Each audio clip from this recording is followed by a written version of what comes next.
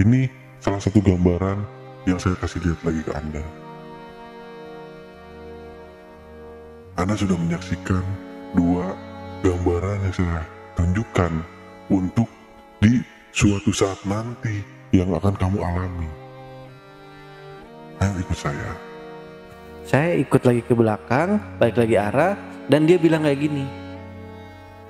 Anda belum saatnya untuk menerima semua gambaran yang saya perlihatkan kepada Anda. Dia bilang kayak gitu. Oke. Dan Anda akan saya kasih satu kesempatan untuk memperbaiki kehidupan Anda. Tetapi Anda harus lihat, dan Anda harus tahu, harta, tahta, jabatan, itu nggak dibawa buat meninggal. Perbaikilah diri Anda, dekatkanlah diri Anda dengan Sang Pencipta.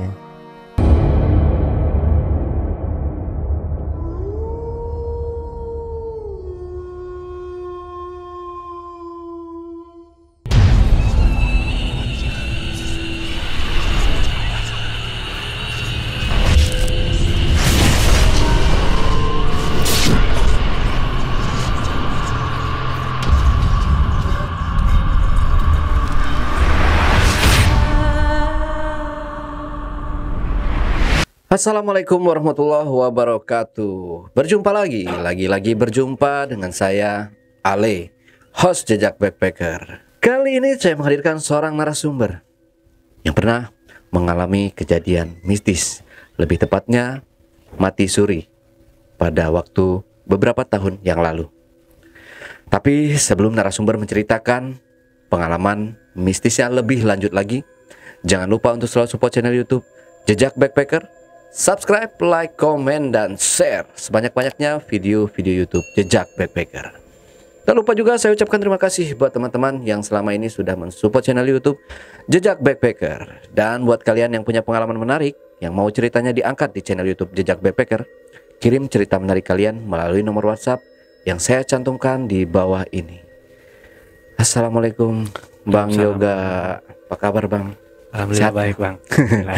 Oke, perjalanan tadi aman Bang ya sini ya. Alhamdulillah aman ya.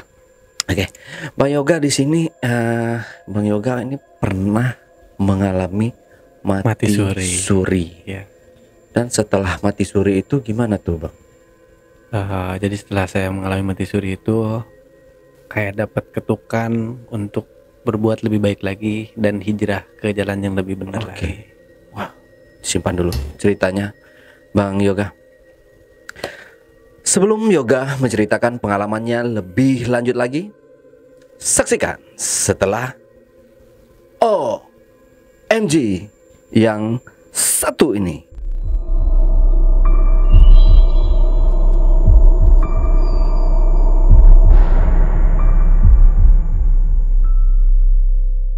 Oke, Bang Yoga, tanpa menunggu lama-lama langsung aja kali coba cerita Bang ya. Bagus nih kayaknya ceritanya, epic nih. Ya, silakan Bang Yoga. Jadi awalnya tuh gini Bang, saya dulu bekerja di salah satu pulau di Indonesia, tepatnya di Kalimantan. Buat tempatnya mungkin nggak bakal saya kasih tahu juga detailnya. Yang pastinya saya di Kalimantan, dan waktu itu saya kerja di bagian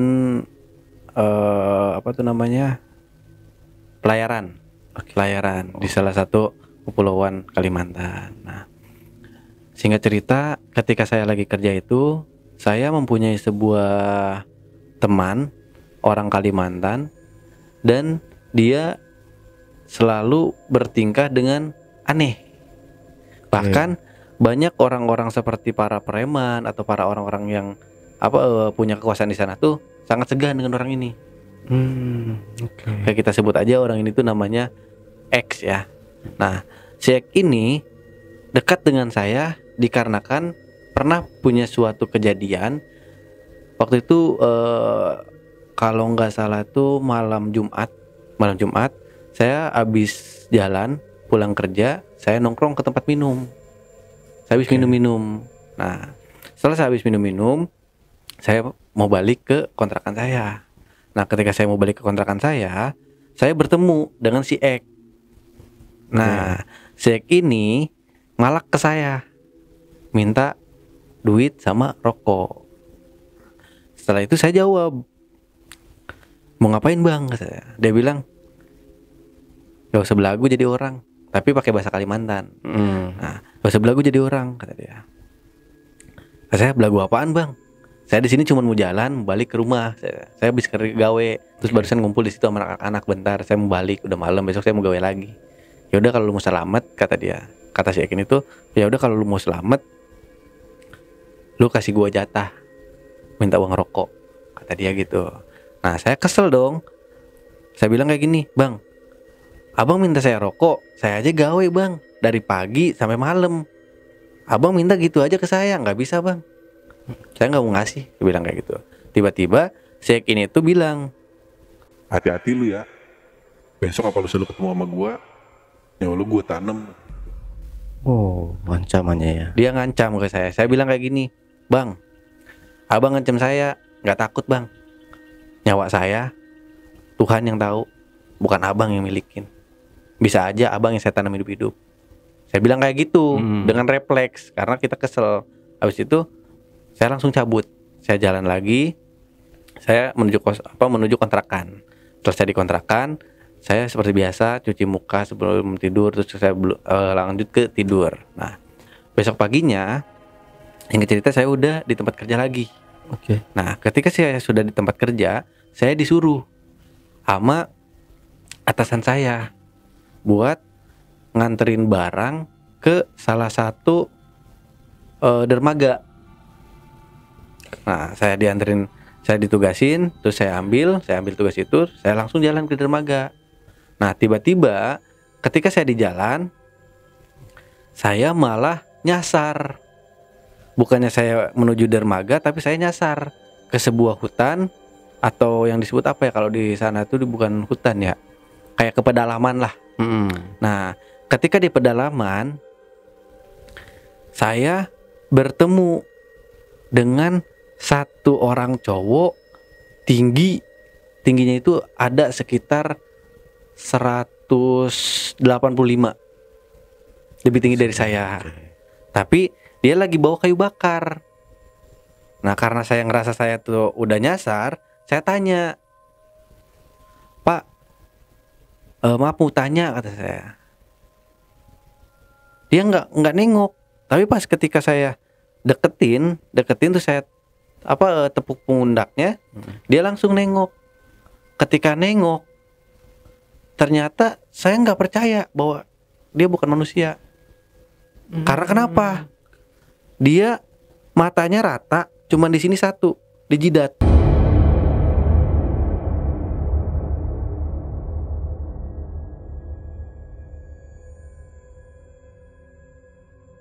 Oke, Dajjal. Iya. Dan hidungnya tuh pesek, tapi ada lubang.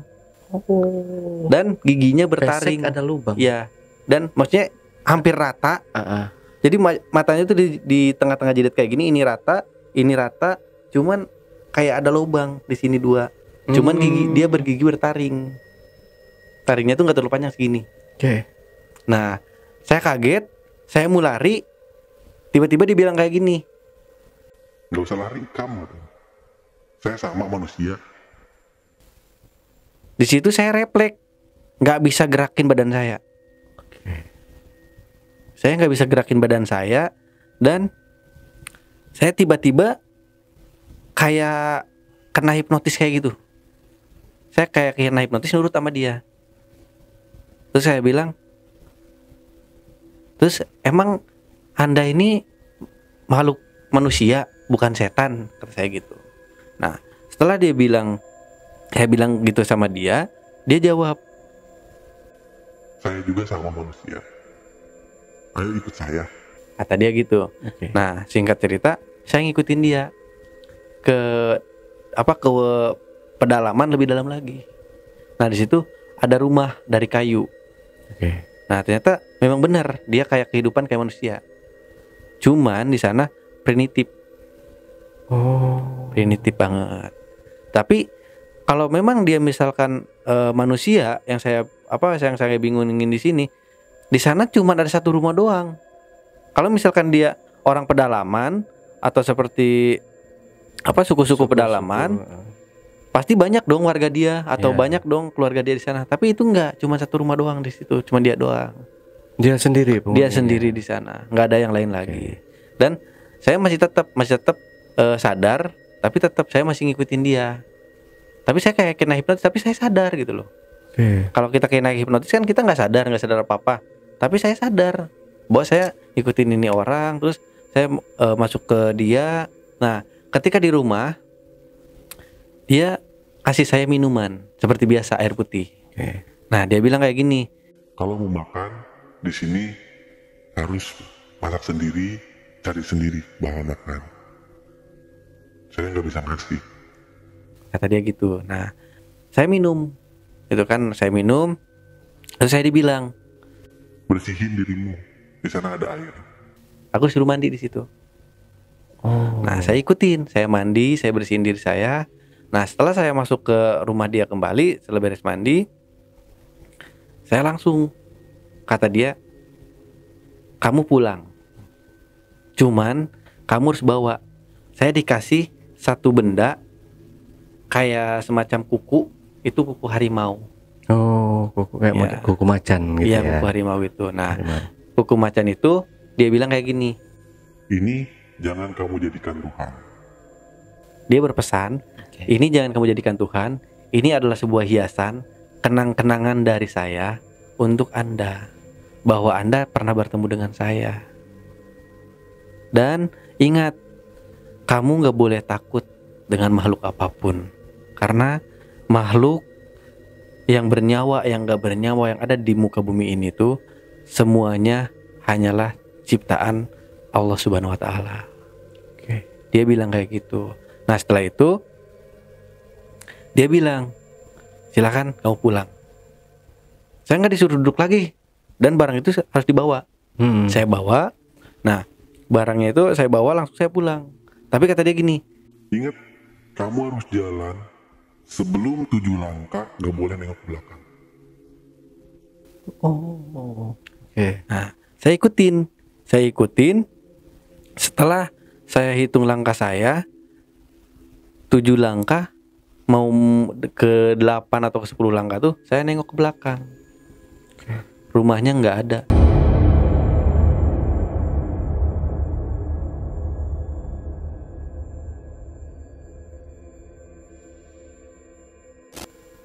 Oh, udah hilang. Hilang, nggak ada rumah. Oke. Itu hanya banyak pohon-pohon biasa. Nggak ada pemukiman, nggak ada apa. Tapi barang yang dia kasih masih ada di tangan saya.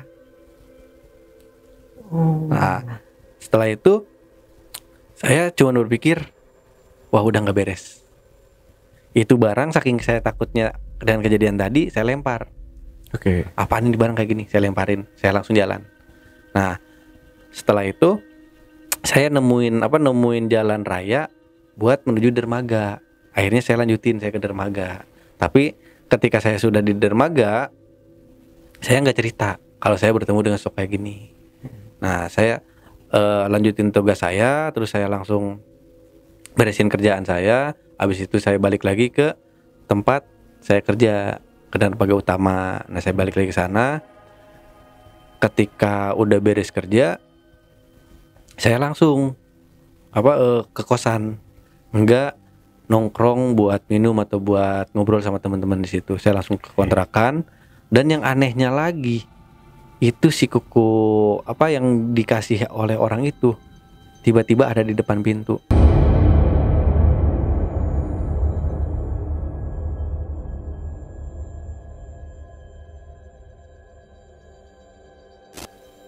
Oh, balik lagi. Balik lagi di depan pintu kontrakan Oke. saya.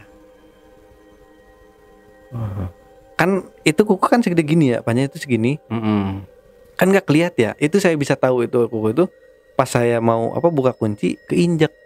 Saya apaan? Pas saya lihat kuku itu, saya kaget. Udah dibuang. Udah dibuang, dan itu jauh banget lokasi saya nyasar ke pedalaman itu sampai saya ke kontrakan itu bisa sekitar 7 kilo jaraknya. Nah, setelah kuku itu saya ambil, kok ini balik lagi kata saya. Ini udah saya buang. Pas saya mau buang, tiba-tiba ada yang bisik. Mau dibuang kemanapun, mau kamu bakar atau kamu apapun, barang itu akan tetap ikutin nama kamu. Setelah itu saya langsung bengong. Nggak lama beberapa menit, saya sadar, saya langsung masuk ke rumah. Saya ambil air wudhu, saya sholat. Itu pertama kali saya sholat di selama saya berada di Kalimantan. Gara-gara kejadian itu saya takut, saya sholat. Nah, setelah saya sholat, saya tidur. Besok paginya saya ketemu lagi dengan orang yang bernama Ek.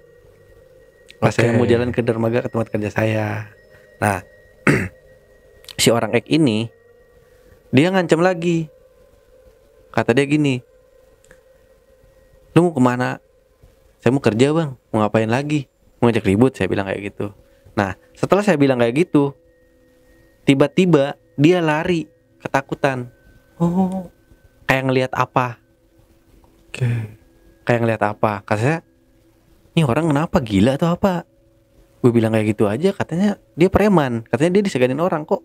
Saya bilang kayak gitu, dia kabur. Nah, ketika dia udah lari, udahlah bodo amat, saya lanjutin kerja. Dan pas saya nyampe di dermaga di tempat saya kerja, semua orang lihat saya itu pada nunduk. Nggak ada yang berani ngeliat mata saya.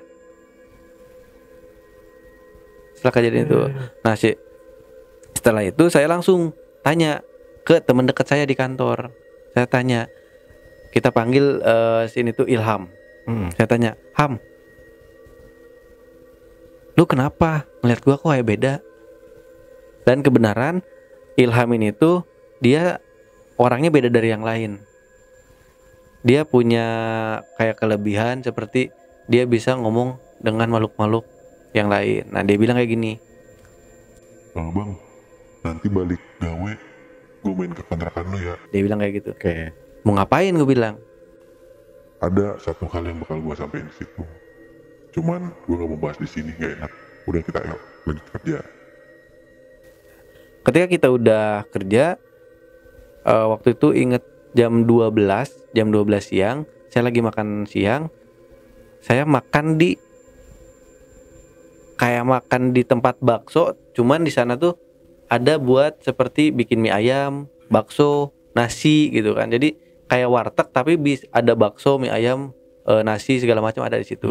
Tempat kantin kita. Nah, ketika saya udah makan, nggak sengajanya tangan saya kejepit sama kayak penyanggah korek jipo. Ini kejepit, berdarah. Saya ngelihat darah itu bukannya ngilu atau apa. Saya cuma berasa kayaknya enak banget jadi kalau diminum. Setiap saya ngelihat darah tuh saya punya pikiran. Dari kejadian situ tuh, setelah saya udah bertemu dengan orang yang matanya dijidat itu, kalau saya ngelihat darah tuh kayaknya enak banget ya gue minum gitu. Kayaknya kayak jus gitu. Pikiran saya tuh, enak banget ya kalau diminum. Kayaknya kalau itu rasanya kayak kita minum jus gitu loh. Singkat cerita, ketika saya udah makan kayak gitu, saya terluka, saya mau minum itu, langsung saya ditepuk sama teman saya yang namanya Ilham. Bang, apaan, gue bilang.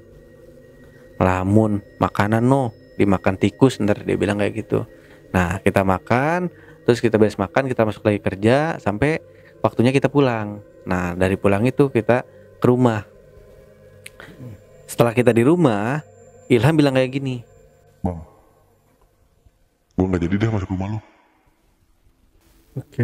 Saya tanya, lah kenapa gak jadi? Bukannya lu tadi mau ke rumah sini? Udah deh, kita ngobrol di luar aja. Males gue di rumah. Banyak banget hantu kata dia itu. Alah, hantu. Muka lu tuh kayak hantu, sambil aku masuk ke dalam. Nah, saya ke dalam, saya ambil minum kopi sama cemilan, bawa keluar buat kita ngobrol lama ngopi gitu kan. Nah, Setelah saya ngobrol sama Ilham, Ilham bilang kayak gini. Bang, gue mau tanya, lu berapa hari ini ngalamin kejadian apa? Di situ aku bingung, kok dia bisa tahu aku ngalamin hal kejadian janggal. Aku tanya gini, Ham, lu tahu dari siapa? Karena aku kaget dong, ini bocah kok bisa tahu gitu kan. Padahal aku nggak pernah cerita ke siapapun tentang masalah ini. Akhirnya dia bilang kayak gini. Udah lu ngomong, daripada suatu hari nanti itu bayang diri lu katanya. Di situ aku coba ngomong, jadi gini Ham. Waktu lu inget gak waktu gue disuruh ke dermaga, gue bilang. Ke dermaga kedua, gue bilang kayak gitu. Oh iya inget, waktu lu katanya apa malah lama banget nyampenya ya. Nah itu tuh gue bukannya lama nyampe ada mogok motor, itu gue bilang bohong ke atasan, gue bilang kayak gitu. Memang lu kemana? Gue nyasar ke pedalaman, gue bilang. Terus abis itu? Ya abis itu gue ketemu sama sosok pemuda, tapi kalau dibilang pemuda dia kayak orang tua, gue bilang. Cuman badannya tinggi, masih keker, masih kayak orang muda, cuman wajahnya aneh. Nah dan dia langsung nebak. Pasti amat satu. Oh, udah tahu sih Dia Ilham tahu ini. karena Ilham ini juga pernah didatengin. Aku bilang, iya. Emang lu pernah ketemu? 3 tahun yang lalu aku pernah ketemu sama dia. Dan awal mulanya aku bisa aneh kayak gini semenjak aku ketemu sama dia. Terus dia tanya, dia ngasih lu kuku nggak? Ya ngasih. Aku kasih tahu ini kukunya. Jaga kuku itu baik-baik kata dia. Nggak bakal bisa dibuang. Kecuali suatu saat nanti kalau lu udah memang benar-benar lepas dari semuanya, lu kasih ke orang, tapi ingat orang yang memperdalami agama biar nggak disalahgunakan. Oke. Nah, nggak disalahgunakan. Nah, setelah itu saya langsung bilang kayak gini, Ham. Tapi jujur, lu inget gak tadi waktu gua di kantin, gue bilang kayak gitu. Tangan gua kan luka nih, gue bilang. Gua ngeliat darah kayak mau minum tau. Lu gitu nggak waktu itu? Lu mah mending minum katanya. Gua dari kejadian 3 tahun lalu. Tapi lu janji sama gua, kata Ilham. Janji apaan? Gue sering minum darah.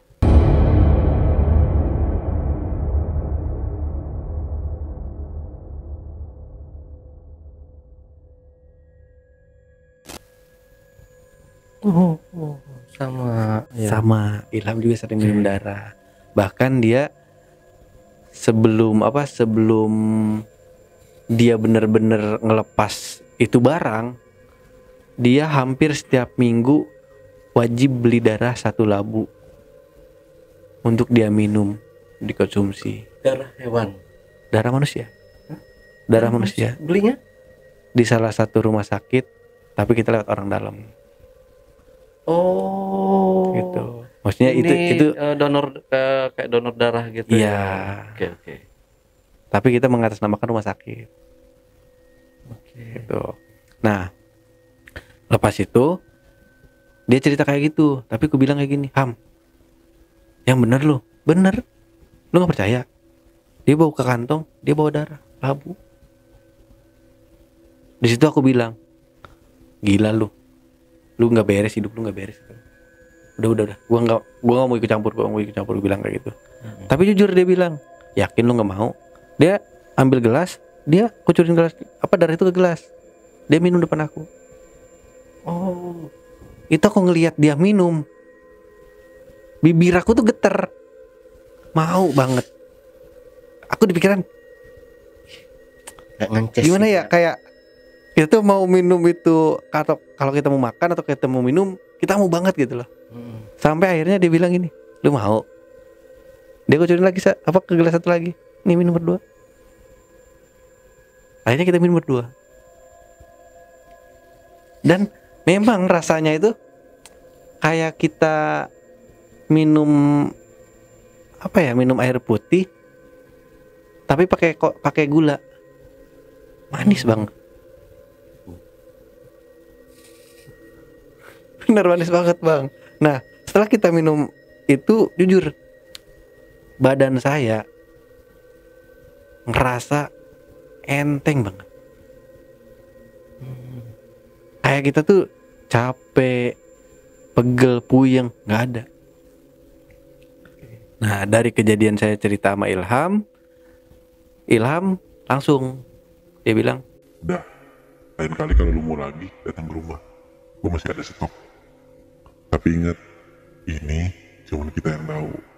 dia bilang si orang yang nemuin saya itu, dia katanya tuh adalah salah satu mantan kepala suku zaman dulu, cuman dia udah dianggap meninggal. Tetapi dia jasadnya tuh nggak ada. Sampai sekarang pun nggak ada jasadnya. Oh, nggak ditemukan. Iya, makanya, dan memang orang-orang, saya juga cari informasi tentang kebenaran ini tuh, memang ada beberapa orang yang ditemuin oleh beliau dan memang beliau belum mati, tapi beliau kayak apa ya, kayak tilem. Tilem itu kalau kata orang Sunda tuh apa ya, disebut meninggal tapi nggak punya jasad, tapi disebut ada, dia udah nggak ada di dunia gitu. Jadi dia tuh kayak udah pindah-pindah alam, kayak gitu lagi. Nah, setelah Ilham ceritain kayak gitu, Ilham pulang, saya langsung masuk ke rumah. Tapi setelah saya masuk ke rumah, saya ngedenger, pokoknya nggak lama setelah saya di rumah tuh, sekitar jam 8 malam, jam 8, saya ngedenger kayak ada suara harimau mengaum. Dan itu lokasinya di kamar saya. Tapi saya bukannya kaget denger itu, malah saya senyum. Saya nggak ada takut, tapi saya senyum. Saya senyum terus saya bilang kayak gini, gak usah nakutin, kita sama-sama. Saya bilang kayak gitu. Nah, setelah itu saya kamar mandi, bersih-bersih, mandi dan lekas tidur. Singkat ceritanya, saya dipindahin kerja nggak di Kalimantan. Oke, sama Saya kantornya nih ya. Iya, saya dipindahin kerja ke Jakarta. Tepatnya di Jakarta Utara. Oke. Cuman kantor pusatnya itu di salah satu kantor Lipo Kuningan. Saya kerja di situ. Nah, setelah saya dipindahin ke Jakarta, hidup saya tuh bukannya makin benar, malah makin hancur. Pergaulan, berantem, balapan motor. Oke. Tetapi ketika saya kalau misalkan benci sama orang, misal saya benci sama abang, saya berantem sama abang, sebelum ngelihat abang itu darahnya kecucuran dari badan abang, saya nggak mau lepasin. Dan pernah beberapa kali kejadian saya berantem sama orang, dan orang itu nggak cuma satu orang, tapi bawa temennya. Oke. Bawa parang, katana, terus bawa serulit. Ke badan saya tuh nggak mentan. Dari kuat dibacok. Itu pindah ke Jakarta ini si kuku itu masih dibawa? Masih dibawa. Sampai sekarang pun masih ada. Oke. Cuman saya taruh di rumah om saya. Nah, terus ketika suatu saat saya sering ketemu dengan anak motor. Nama dulu tuh klubnya itu The Eagle Club. Nah, saya masuk ke klub motor itu karena saya suka dengan motor, suka ikut balapan. Nah, singkat cerita, ketika saya udah masuk ke klub motor itu, saya diajarin lah buat ngetrek, tapi kita nggak road race. Oke. Ya, tapi kita ambilnya balapan sirkuit. Nah, ketika saya balapan sirkuit, selama saya balapan, saya belum pernah kalah. Saya selalu menang. Sampai saya dijuluki Kroji sama temen-temen. Abang Kroji. Oh. Kroji apa? Kroji. Ya. Iya.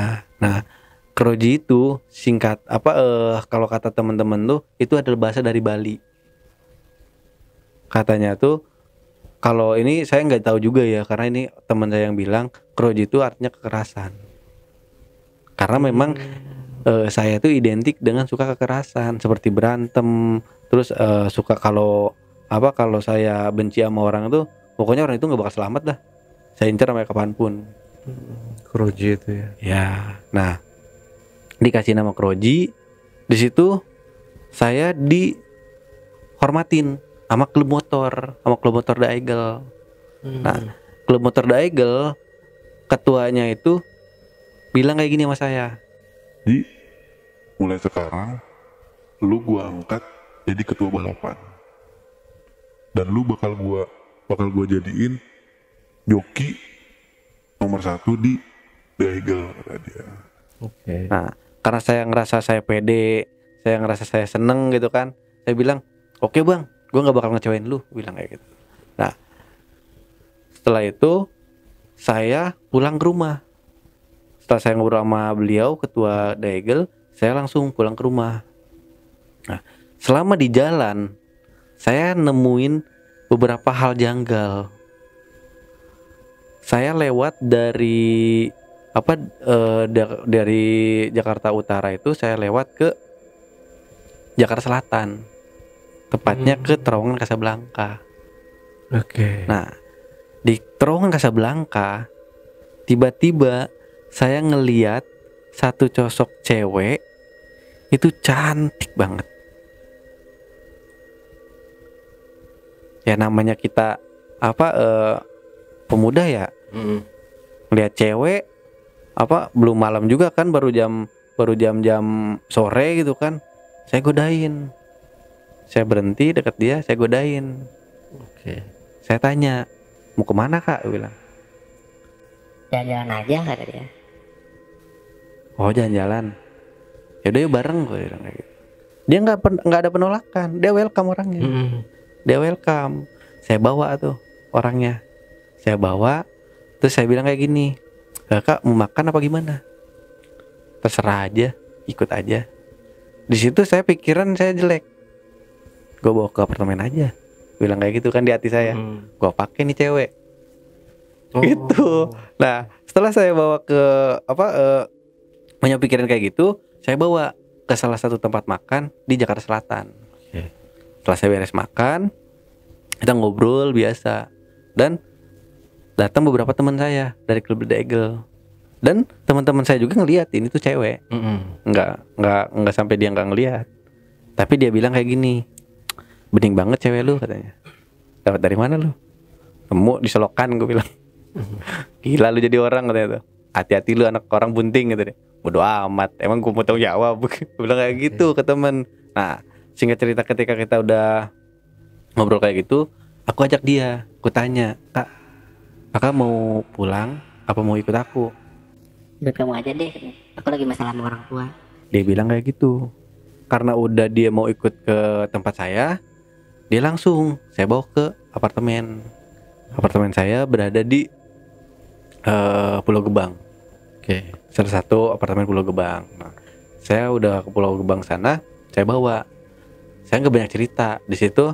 Saya langsung nganterin dia ke apartemen, terus saya keluar lagi.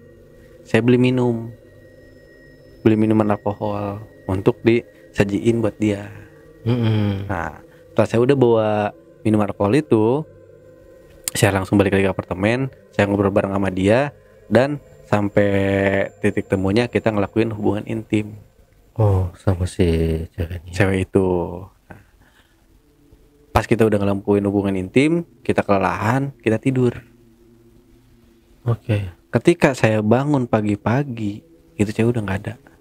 Itu cewek udah nggak ada. Melakukan dalam keadaan mabuk gitu ya? Saya bangun sadar. Enggak, waktu melakukannya itu dipengaruhi sama minum alkohol dulu. Alkohol dulu. Oke.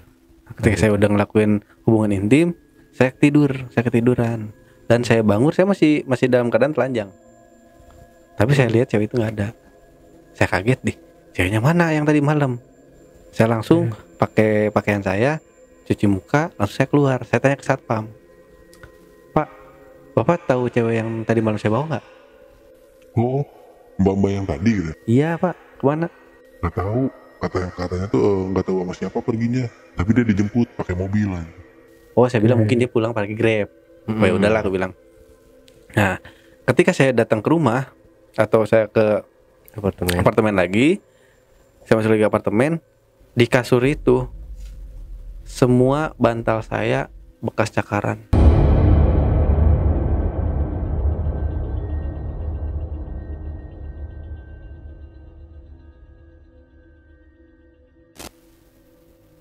Bekas cakaran. Cakaran. Robek semua. Oh. Termasuk baju yang saya pakai. Saya pas buka baju mau mandi, punggung saya semua robek. Bajunya. Oh. Kayak bekas dicakar. Ya. Ketika itu saya udah nggak mau banyak cerita. Ya mungkin ya saya ngelakuin hal hubungan intim dengan nggak sadar, saya nyakar mungkin, nggak tahu lah. Pokoknya saya nggak sadar. Pokoknya saya nggak punya pikiran negatif aja. Nah, setelah singkat ceritanya saya udah beres-beres di apartemen, terus saya mandi, saya pulang ke kantor. Saya ke kantor lagi, bukan pulang. Maaf, saya berangkat lagi ke kantor. Ketika saya di jalan, kan saya kalau ke kantor tuh selalu lewat Casablanca. Cewek itu ada lagi, ketemu lagi di jalan. Oh, oke. Aku samperin lagi dong. Kakak tadi pagi kemana? Aku bilang. Aku pulang duluan, ada urusan. Kenapa nggak bilang? Kenapa nggak bangunin? Nggak apa-apa, Cuman dia bilang kayak gini, makasih ya. Tadi malam jangan kapok-kapok. Dia bilang tuh kayak gitu. Enak ya. Nah, setelah dia bilang kayak gitu, saya bilang kayak gini, gimana kak rasanya? Puas nggak? Aku bilang kayak gitu. Aku jahilin balik sama dia. Kata dia, pokoknya nanti aku bakal sering main ke apartemen kamu. Bilang kayak gitu. Nah, setelah itu saya langsung, ya udah kak, aku mau gawe dulu ya. Udah deh sini, kontekan aku nggak bawa HP kata dia. Ntar aja, nanti pulang kamu kerja, aku bakal udah ada di kontrakan. Katanya, lah kontrakan? Gue bilang, kontrakan siapa? Enggak, maksudnya di apartemen kamu. Dia bilang kayak gitu. Oh ya udah, kakak mau kuncinya nggak? Kalau mau kuncinya minta aja ke satpam, bilang aja kunci apartemen aku gitu. Pasti dikasih. Nanti dari pihak apartemen bakal nelfon buat kasih kunci cadangan. Gue bilang kayak gitu. Nah, setelah itu aku masuk ke kantor, dan orang-orang di kantor itu semuanya katanya tuh deket dengan aku tuh nyium bau amis, bau darah. Saking aku risihnya, orang-orang bilang, lu habis kecelakaan, lu habis bawa orang kecelakaan, lu habis dari pasar, kata dia. Orang tuh selalu bilang kayak gitu. Saking aku risihnya, aku pergi keluar cari parfum. Aku beli parfum, aku pakai parfum, terus aku masuk lagi ke dalam. Tapi setelah aku masuk ke dalam, katanya bau badan aku tuh malah makin bau amis. Bukannya wangi parfum, tapi malah makin bau amis, bau anyir. Nah, setelah itu kataku, bodo amat lah. Orang-orang mungkin lagi pada jahilin gua doang supaya gua risih, gue bilang kayak gitu. Nah, selama aku kerja nggak ada gangguan. Setelah aku kerja nggak ada gangguan, tibalah waktunya aku pulang. Nah, ketika aku pulang, aku keinget sama cewek tadi. Cuman ketika aku keluar dari lift, tiba-tiba ada yang bisikin ke aku, Jangan pernah deketin cewek itu. Aku buka pintu lift, aku keluar dari lift, ada yang bisikin, jangan pernah deketin cewek itu. Dan itu nggak satu kali, berkali-kali. Aku coba diem sampai lift itu nutup. Aku harus buka lagi. Akhirnya aku buka lagi, aku keluar. Setelah keluar, aku langsung ke parkiran. Dan di parkiran itu terdengar lagi, Jangan deketin cewek itu. aku di situ mulai bingung. Ini maksudnya apaan? Di situ karena memang aku udah terbiasa dengan hal kayak gini, aku langsung bilang kayak gini, kalau mau ngasih pesan yang jelas aja. Akhirnya nggak ada lagi tuh suara. Nah, setelah itu kok nggak ada lagi suara. Oh ya udahlah, aku pulang sekitar jam 5:30 sore. Tiba-tiba motorku nggak bisa hidup. Itu aku di dekat Mall Casablanca, Jakarta Selatan. Aku nggak bisa hidup motornya. Dan pas aku nggak bisa hidup, aku diem, aku lihat, aku cek busi, aku cek bensin masih banyak dan busi masih bagus. Akhirnya aku udah otak-atik nggak bisa, aku telepon teman aku yang di The Eagle. Nah, setelah aku telepon, ada 2 orang datang ke situ. Dan aku nggak tahu kalau 2 orang ini tuh salah satunya kita sebut aja ini Bang M. Bang M itu ternyata dia punya kelebihan bisa berkomunikasi sama kayak teman aku si Ilham di Kalimantan dulu. Oke. Nah, apa setelah aku datang sama Bang M bilang kayak gini. Habis dari mana emang? Lu bilang, Ya dari kantor lah, ngapain lagi Bang? kok mau tetap pucat ya? Nah, setelah aku dengar aku pucat, aku ingat aku dalam waktu 2 minggu ini aku nggak minum darah. Oh. Jadi setelah aku kejadian minum darah di Kalimantan itu sama si Ilham, Oke. kadang aku sebulan sekali, kadang 2 minggu sekali itu aku selalu konsumsi darah. Dan akhirnya aku ingat, oh iya ini udah mau 2 minggu, aku bilang 2 minggu lebih aku belum, di dalam hatiku aku belum minum darah. Nah akhirnya, enggak Bang, gue lagi gak enak badan aja. Aku bilang ke Bang M tuh, enggak Bang, gue lagi gak enak badan aja. Cuman Bang M bilang kayak gini, ke temen yang tadi bawa dia bilang kayak gini, Bre, lu balik duluan ya, gue balik sama Kroji aja, gue ada perlu juga sama Kroji. Oh ya udah Bre, nggak apa-apa nih, gue tinggal nih ya. Ya udah nggak apa-apa, tinggal aja. Nah, Bang M cuman bilang kayak gini, di samping aku di motor, Kalau mau ikut mas rese, gak usah gangguin orang. katanya gitu. Oke. Tiba-tiba dia langsung nyetrekin motor, starter, motor hidup. Oh, hidup lagi. Gue bilang kayak gini, Bang, emang ada yang ngikutin ya? Gue bilang kayak gitu. Nah setelah dia bilang kayak gitu, yalah, lu kayak orang nggak tahu aja. Kan lu juga tahu, bisa ngeliat kayak gini, bisa ngobrol kayak gitu, masa lu nggak tahu? Itu aku bilang, lah, kenapa dia bisa tahu? Tahu orangnya kayak gini? Lu tau dari siapa Bang? Udah nggak sebanyak ngomong, ayo ke apartemen gitu. Gue mau ngomong sama lu.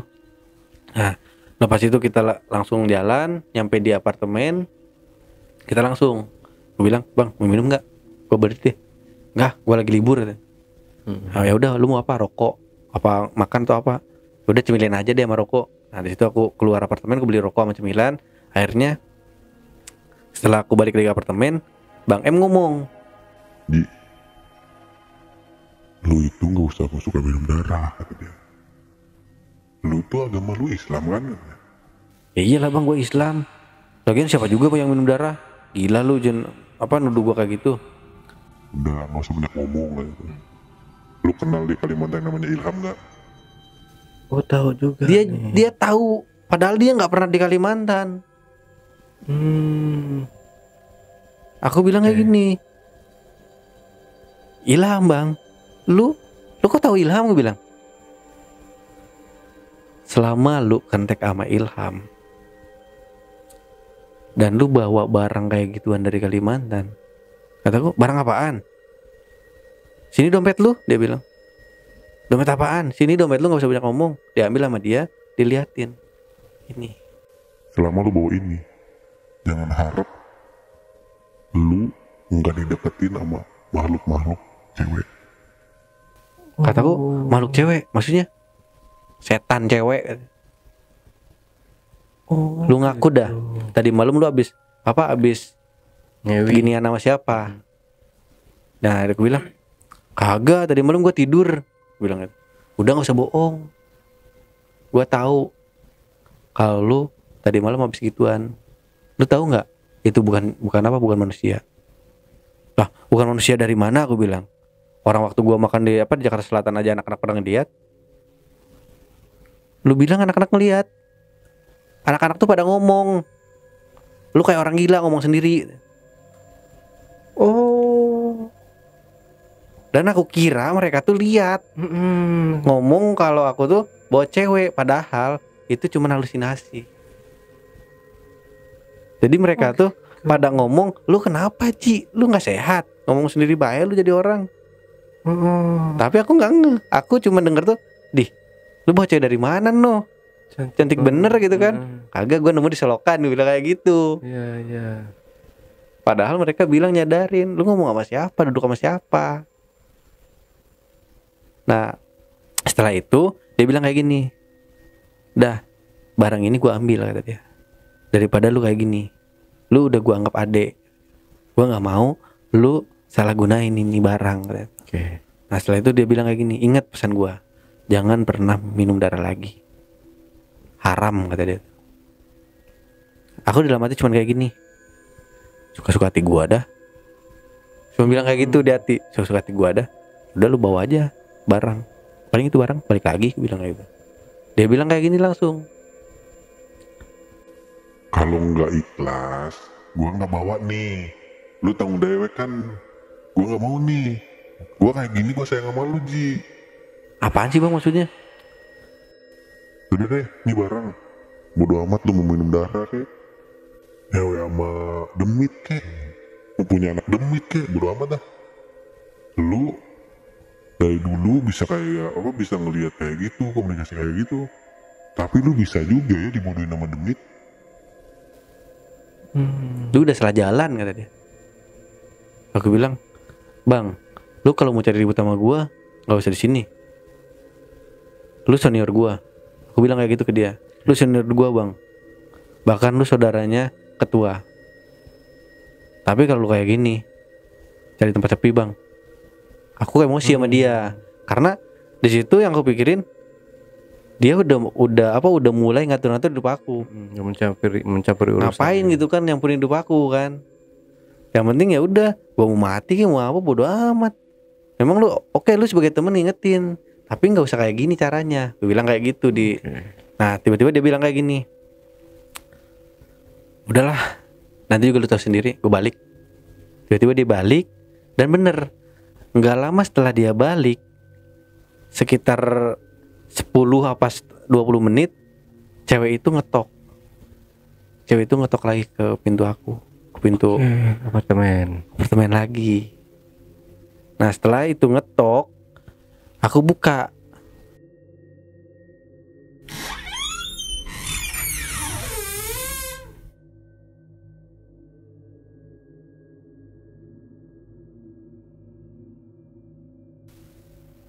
Tapi yang bikin aku bingung, cewek itu nggak cantik, Udah berubah. sosoknya kuntilanak. Sosoknya kuntilanak, matanya hilang satu, ininya kulit pipinya melepuh.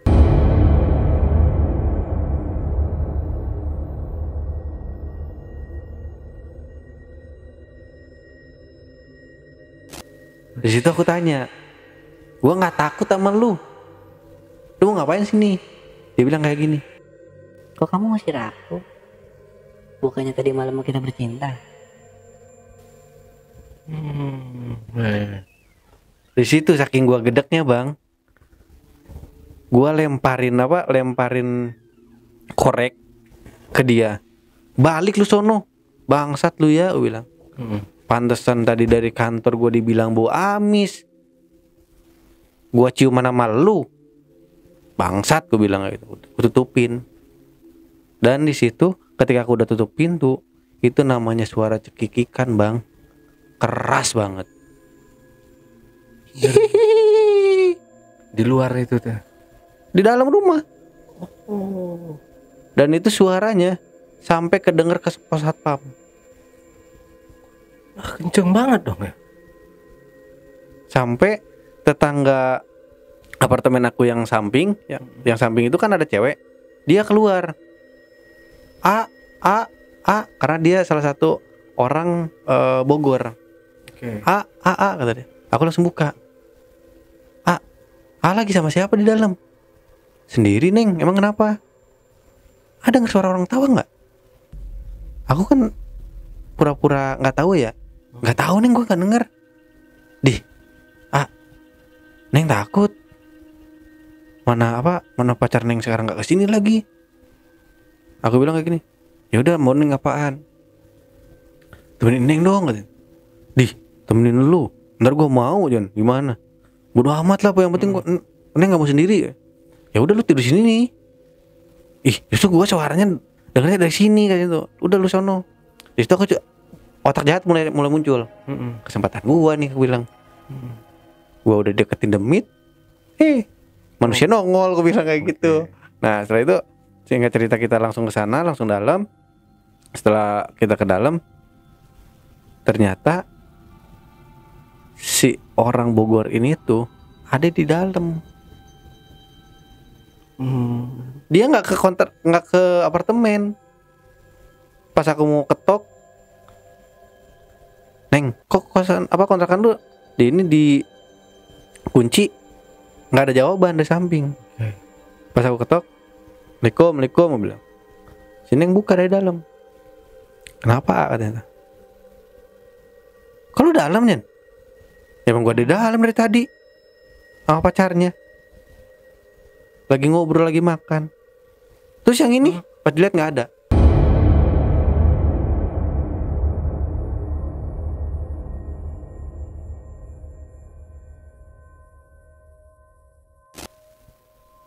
Oh, dia bisa manipulasi gitu, Bu. Jadi si sosok ini tuh ternyata bukan tetangga apartemen saya. Oh, ya. Demit lagi. Oke. Dan setelah saya tengok itu nggak ada, oh enggak Neng, gua mimpi, nigo gua kira tadi ini kontrakan gua puyeng, maklum lah habis minum. Kayak aku malu kan. Bang sorry ya bang, ayo bang nggak apa gabung aja bang sini. Ya bang nggak apa, gua samping. Ya bang, sorry ya, gua bilang. Aku langsung ke kamar, langsung masuk ke apartemen ke kamar, aku ke kamar mandi, cuci muka, di situ nggak ada gangguan. Aku tidur dan pagi-paginya aku mau berangkat kerja. Aku ada telepon dari salah satu teman aku di klub. Ji di mana? Mau gawe emang kenapa? Ada yang nantengin balap. Bocah mana? Aku bilang. Balap. Oh, balap. Balapan. Bocah mana? Aku bilang. Sentul katanya. Yaelah bocah Sentul. Dari dulu nggak pernah menang. Aku bilang. Kayak gitu kan. Nah, abis di situ dibilang, udah gimana? Lu mau kagak? Ya udah gas. Kapan? Malam minggu dia bilang. Dih, ngapain balapan malam-malam? Hari Minggu aja pagi-pagi dah. Ya udah, ntar gua atur, dia bilang gitu. Ya udah, gua mau gawe. Aku tutup telepon. Langsung aku ke parkiran. Habis dari parkiran tiba-tiba Carpam nyamperin. Abang, sini deh. Apaan pak? Abang dari kemarin saya perhatiin ngomong sendiri. Abang nyadar nggak? Saya bengong dong. Lah, bukannya bapak tahu cewek yang saya bawa? Cewek katanya tuh. Nggak ada nanya cewek. Kemarin aja waktu aku kesini nanya cewek, saya bilang malah, nggak bawa cewek siapa-siapa.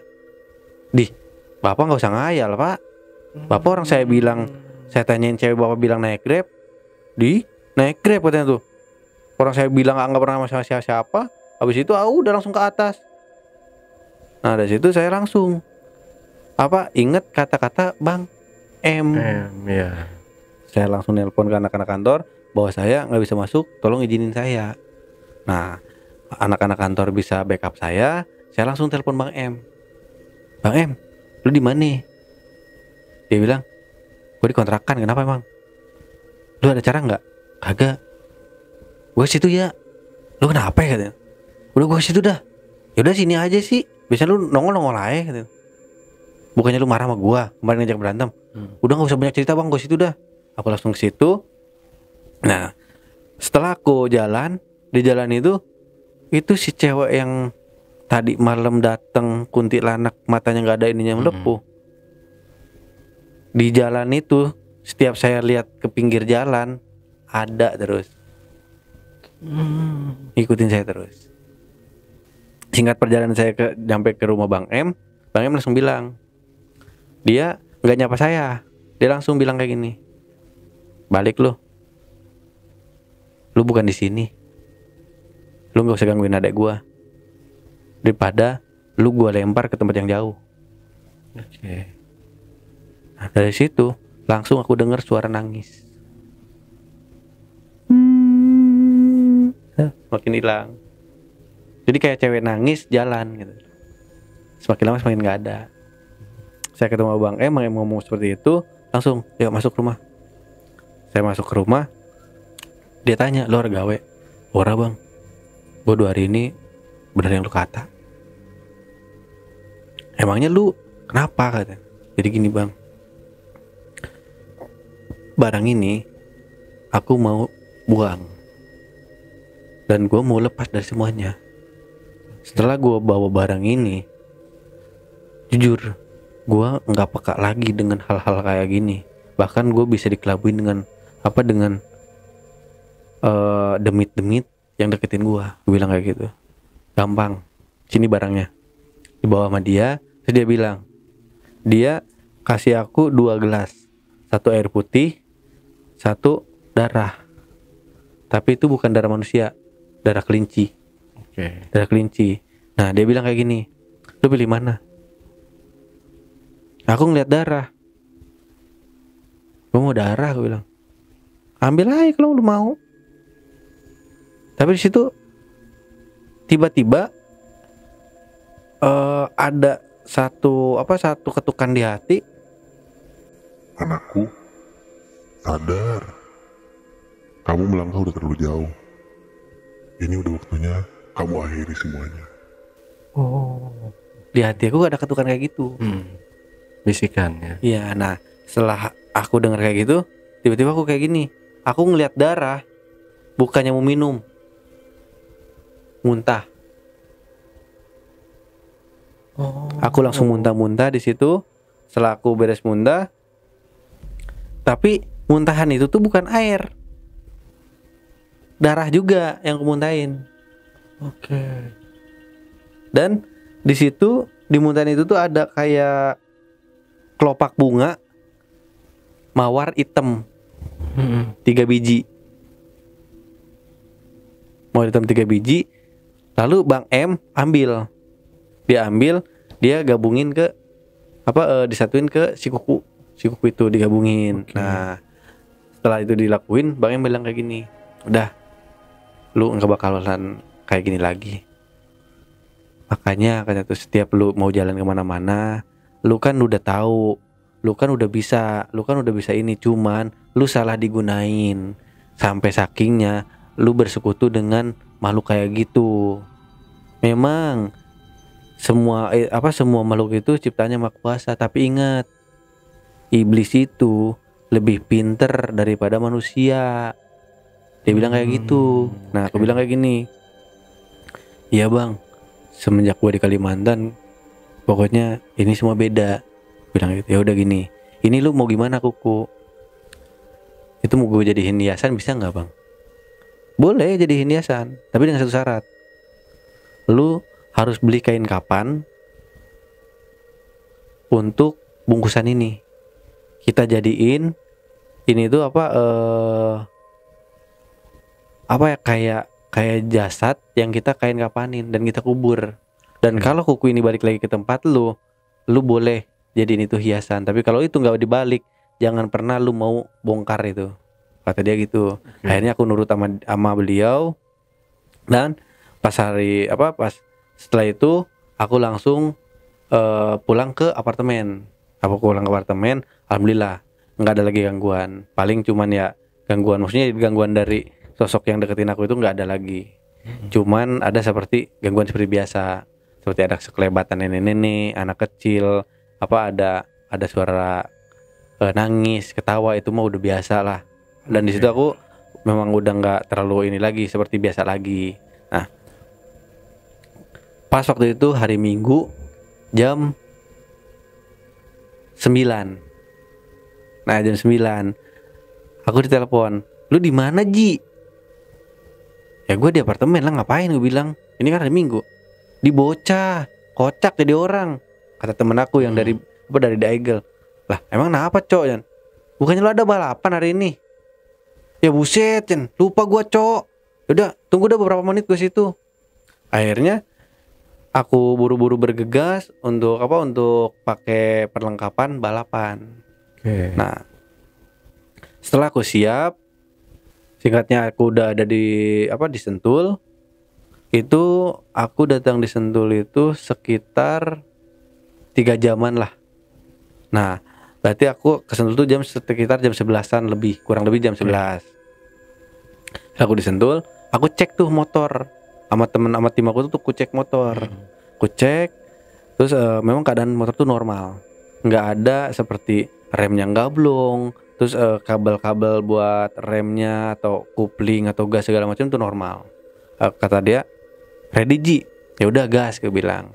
Nah, aku ke sirkuit itu aku inget aku ngelawan orang Jogja. Oke. Cuman dia gabung dengan salah satu tim balapan di Sentul, tapi dia orang Jogja aslinya. Aku ini, nah sebelum aku balapan, aku ada yang ketinggalan. Aku bawa kamera GoPro, nggak aku pasang di helm. Sama kayak kita, jadi kalau kita misalkan ngomong dari tim kita tuh kita bisa denger. Oh iya. Alat mikrofon itu nggak aku pasang. Aku balik lagi, aku taruh motor di samping sebelum masuk sirkuit. Aku lari ke sana.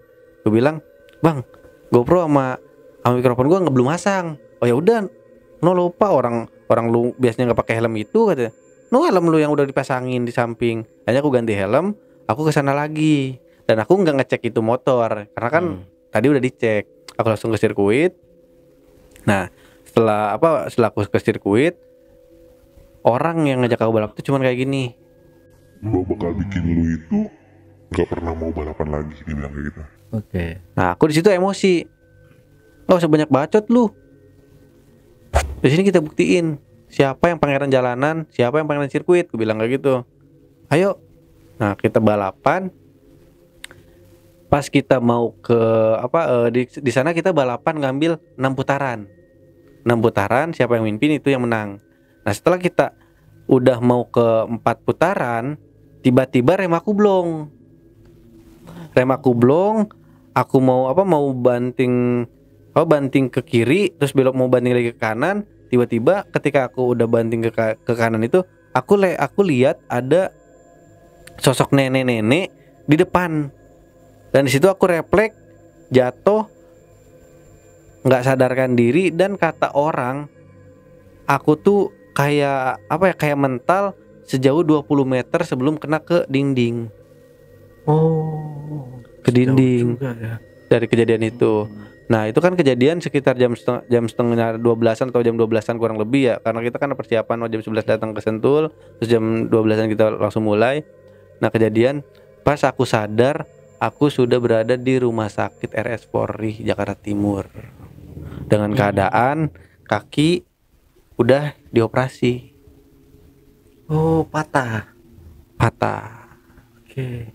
Nah, keadaan kaki udah dioperasi, tapi untungnya nggak sampai diamputasi karena masih bisa diselamatin gitu loh. Nah, dari situ setelah aku beberapa hari di rumah sakit, aku boleh pulang, dan aku nggak pulang ke rumah orang tua. Aku tetap selama 3 bulan itu, 3 bulan aku ngejalanin perawatan jalan, aku dirawat sama keluarga pacar. Karena di situ dulu aku sempat bikin data diri ilegal. Jadi aku merubah data diri asli aku jadi data diri yang palsu untuk aku jadiin bahwa aku tuh warga Jakarta, bukan orang Garut lagi. Oh, oke. Nah, setelah aku 3 bulan di kursi roda, tiba-tiba pada suatu saat itu aku ngerasa ngap. Sesak. Aku bilang sesak, pokoknya ngap kayak kita udah mau kehabisan napas. Nah, aku bilang ke pacar aku, "Hai, kok gue ngerasa ngap ya? Apa gue mau mati sekarang?" Ay, nggak usah bilang kayak gitu. Kamu dikasih kayak gini aja udah ngeluh. Ingat, kamu tuh ada aku, ada mama, punya keluarga. Gak usah ngeluh. Kita di sini tuh bakal rawat kamu sampai pulih kembali. Nah, cuman ketika saya ngap itu mata saya mulai kabur dan saya nggak bisa ngedenger suara siapapun. Di situ hening banget. Hening. Ketika itu hening, saya ngeliat semua teman-teman saya yang udah meninggal, terus saudara saya udah meninggal, kakek saya udah meninggal, pada datang, pada ada di depan saya, kayak mereka tuh menyambut kedatangan saya. Oke. Nah, setelah kejadian itu saya melihat orang-orang yang udah meninggal datang hadir ke depan saya langsung refleks menutup mata saya geletak. Jadi saya kayak tidur dan di tidur itu saya bermimpi. Saya lagi berada di satu lorong kecil, lorong jalan setapak, cuman dihiasi dengan lampu-lampu jalan. Jadi kita kayak berjalan di satu lorong dan di samping-sampingnya itu lampu-lampu jalan. Nah, ketika saya udah lagi berjalan menikmati keheningan, ada kayak pria maksudnya orang tua, cuman wajahnya itu bersinar.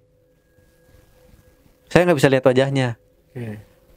Bersinar. Dia pakai baju putih, pakai kerudung putih, kayak pakai hoodie tapi warna putih. Nah, itu saya dibawa. Ayo ikut saya, kata dia.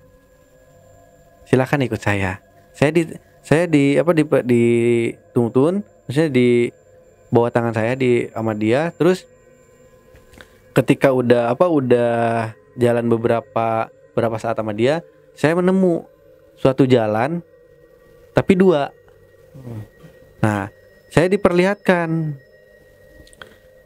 Awalnya saya dibawa jalan ke arah kanan. Di situ ketika saya udah jalan ke arah kanan, saya ngelihat seperti ada cahaya di depan itu. Dan saya terus jalan. Tapi saya nggak bisa ngomong. Saya cuma bisa ngangguk. Apa yang dia katain saya ngangguk. Kalau saya nggak mau, saya cuma bisa gelengin kepala doang. Saya jalan masuk ke ngikutin cahaya itu. Dan ketika saya udah keluar dari cahaya itu saya ngelihat taman indah banget. Gimana sih, kayak kita tuh dibawa untuk melihat suasana yang benar-benar tenang, nggak ada keramaian, nggak ada apa, cuman itu tenang, indah banget gitu loh. Nah, terus si sosok yang bawa saya tuh dia bilang, Ini sebuah salah satu gambaran. Ayo kita lihat satu lagi jalan yang akan saya kasih lihat. itu saya cuman ngangguk, nggak bisa jawab apa, saya cuman ngangguk. Dan akhirnya dia tunjukin lagi, kita balik lagi keluar. Setelah keluar kita masuk lagi ke jalan yang di arah kanan. Nah, setelah tetap sama jalannya, masih tenang, cuman ketika di depan ada sebuah titik cahaya. Selama kita makin masuk tuh cahaya itu makin terang. Kita masuk ke cahaya itu, di situ namanya kita ngerasa nggak nyaman. Di situ saya mencium bau anyir, bau bangkai. Saya ngelihat orang yang dipukulin, orang yang dikasih minum lahar, orang yang yang disiksa segala macam. Nah, sosok itu cuma bilang, Ini salah satu gambaran yang saya kasih lihat lagi ke Anda. Anda sudah menyaksikan dua gambaran yang saya tunjukkan untuk di suatu saat nanti yang akan kamu alami. Ayo ikut saya. saya ikut lagi ke belakang, balik lagi arah, dan dia bilang kayak gini, Anda belum saatnya untuk menerima semua gambaran yang saya perlihatkan kepada Anda. dia bilang kayak gitu. Dan Anda akan saya kasih satu kesempatan untuk memperbaiki kehidupan Anda. Tetapi Anda harus lihat dan Anda harus tahu, harta, tahta, jabatan, itu nggak dibawa buat meninggal. Perbaikilah diri Anda, dekatkanlah diri Anda dengan Sang Pencipta. Ketika Anda salah jalan, ketika Anda tidak bisa memanfaatkan kesempatan untuk selanjutnya ini, Anda akan memilih di mana nanti Anda akan merasakan yang tadi Anda lihat. Dia bilang seperti itu. Anda paham, dia bilang kayak gitu. Saya cuma bisa ngangguk. Nah setelah saya ngangguk, dia bilang, silahkan Anda lurus ke jalan di depan, ikuti titik cahaya yang di sana. Saya cuma ngangguk, saya jalan. Di situ tenang, nggak ada suara apa-apa.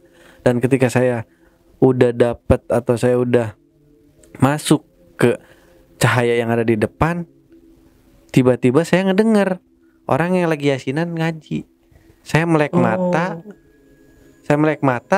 tangan saya udah kayak gini, saya bangun udah dikain kapanin.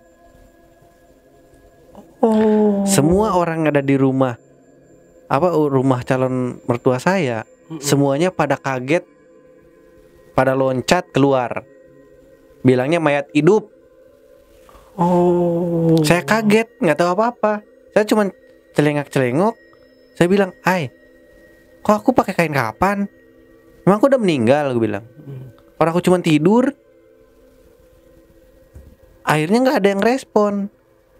Sampai beberapa menit, tangan saya bisa saya bukain. Saya lepasin kain kapan saya sendiri, saya giniin si ikatan di sini, saya giniin ke sini. Terus aku panggil, aku belum mati loh, aku cuma bobo, aku bilang. Akhirnya ada salah satu ustadz datang ke situ, ditanya, siapa namamu? Katanya.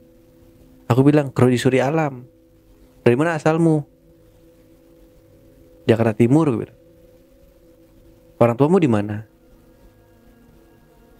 Di Pulau Jawa, aku bilang. Karena aku nggak mau ngasih tahu bahwa aku orang mana. Aku tetap teguh dengan kebohongan yang aku bikin dulu. Nah, setelah itu dia bilang, ini jam berapa? Bentar, aku bilang. Aku lihat jam. Itu kejadian aku sekitar jam 12:30 sore. 12:30 sore. Dan akhirnya dari pihak bukan mantan, maksudnya si calon mertua aku datang, pacarku datang ke situ, dibilang, ini bener bukan hantu. Ya astagfirullah, kataku, aku masih hidup mah. Nih mama cubit, aku bilang aku masih sakit.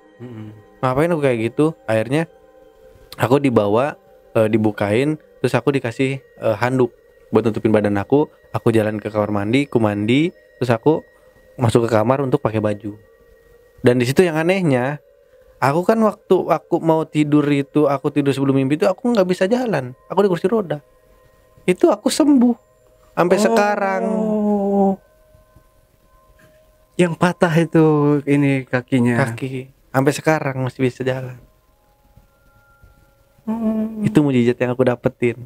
Dan ternyata selama itu, katanya ketika aku terakhir aku ngelihat semua temen aku pada datang, nenek orang yang udah meninggal pada datang, itu di situ aku kan kayak kegeletak tidur kayak gitu. Dan ternyata itu aku dibawa ke rumah sakit lagi, koma selama 3 hari. Dan hari ketiga terakhir detak jantung aku udah nggak ada. Makanya aku dibawa ke rumah calon mertua aku untuk dimakamkan. Karena memang aku selama aku di Jakarta aku nggak dekat dengan orang tua. Jadi mereka ininya ya udahlah, aku dijadiin keluarga dari pihak calon mertua. Wow, emang mukjizat ya. Itu yang didapetin, dikasih gambaran. Mungkin ya, yang dikasih gambaran itu adalah gambaran surga dan neraka gitu. Bisa dibilang seperti itu. Tapi saya nggak berani bilang kayak gitu karena saya hanya dikasih tahu ini gambaran. Ini gambaran. Dia nggak kasih tahu ini gambaran apa, ini gambaran apa. Statement mungkin penonton nanti beda lagi. Iya, beda lagi gitu kan. Nah, mungkin di situ kan bisa dibilang ini kalau lu jalan lu baik, lu di sini. Iya. Lu di sini lihat. Tapi kalau jalan lu buruk, kalau jalan lu kagak bener, lu lihat nih kayak gini buktinya. Mungkin maksudnya ke situ gambarannya. Nah kan di situ juga di terakhirnya kan sosok itu bilang, harta, tahta, jabatan itu nggak dibawa meninggal. Semuanya itu hanya titipan dari Yang Maha Kuasa. Perbaikilah diri, dekatkan dengan Maha Kuasa. Jangan sampai kita diperbudak dengan apa yang dititipkan oleh Maha Kuasa. Inti dari pesan tadi itu seperti itu. Yang saya pelajari gitu kan, yang saya tanggap sekarang tuh kayak gitu. Nah, setelah kejadian itu, pokoknya setelah seminggu saya bangun lagi dari kematian itu, jujur selama 1 minggu lebih itu banyak orang datang ke saya seperti ustadz, kiai yang punya pesantren, yang punya apa, hanya untuk menanyakan selama yang saya anggap itu tidur, saya berada di mana, apa yang saya alamin di mimpi itu. Dia bilang kayak gitu, saya ceritain. Dan ada satu ustadz, dia salah satu ustadz yang mengajar di salah satu pesantren Jawa Tengah. Dia datang ke tempat saya dan dia juga sama mengakui dia pernah mati suri juga. Dan kejadian itu yang saya ceritain sekarang dia alamin juga. Tapi setelah itu nggak ada, kalau biasanya kan orang mati suri itu ada hal-hal yang bisa dia dapatkan ketika dia dihidupkan kembali gitu. Misalkan dia mempunyai kelebihan, atau fatalnya lagi dia itu hidup tapi dia kayak orang linglung gitu. Kalau buat aku sih nggak, alhamdulillah nggak ada. Cuman kalau memang kan aku dari dulu memang bisa melihat hal-hal yang di luar nalar. Nah setelah aku kejadian itu semua makin nyata dan makin peka lagi. Oh, makin terbuka. Ya, terkadang pernah seperti begini.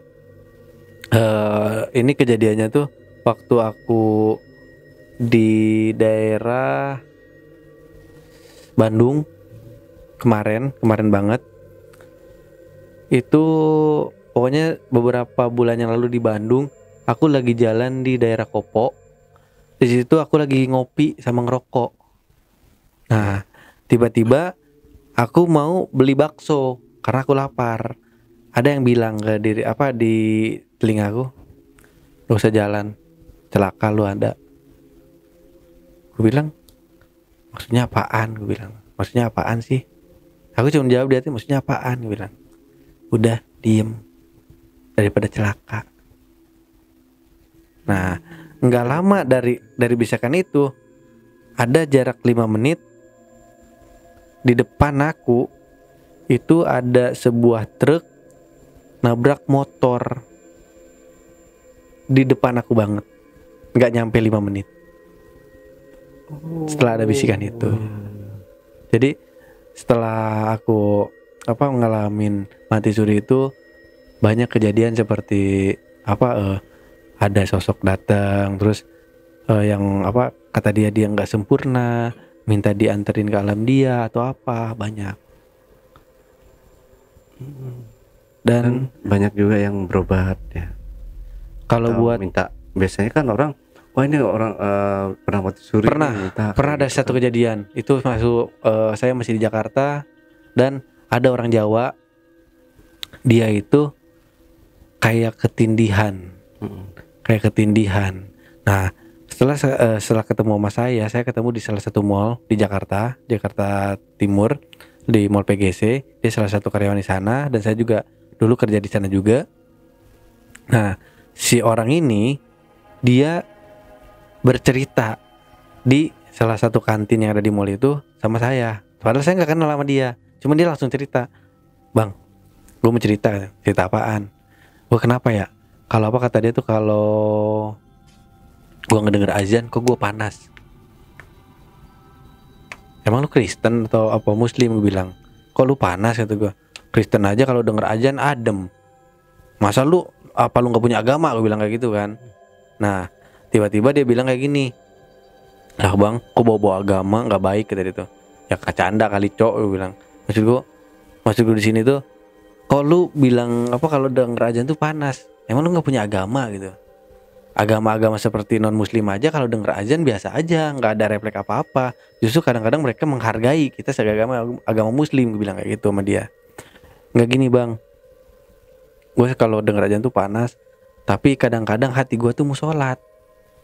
Tapi kadang-kadang gue berat banget bang mau sholat, kata dia. Ya itu mah hati lu sendiri kali, dan belum mau ngerasain ikhlas buat sholat kayak gitu.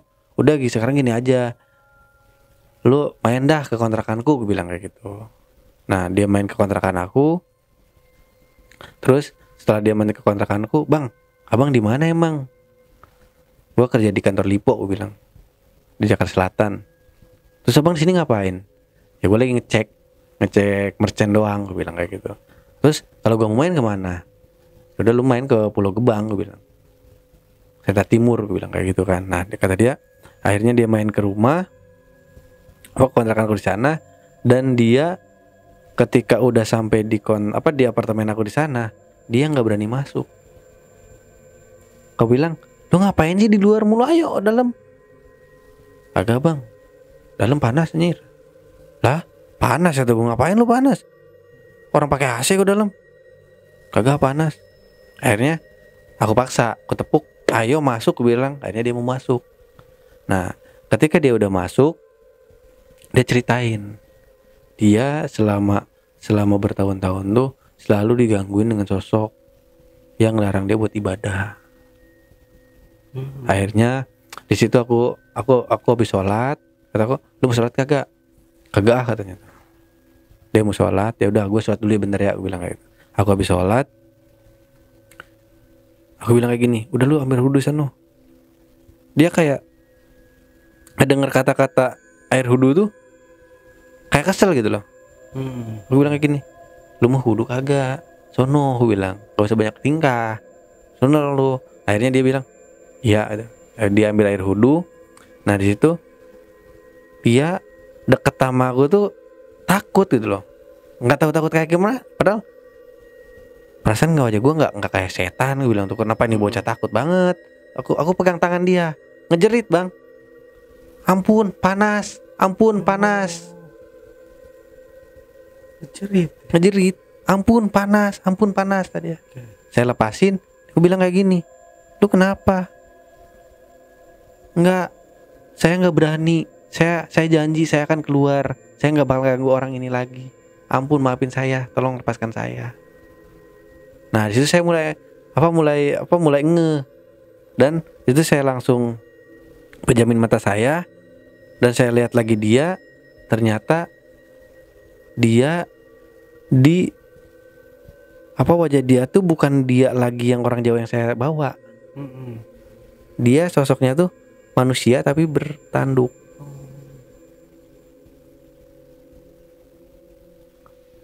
Nah jadi dia tuh pernah belajar ilmu tapi nggak dilanjutin. Akhirnya si makhluk ini tuh ngerasukin tubuh dia, dan kayak ngelarang buat dia tuh deket dengan sang pencipta. Oke.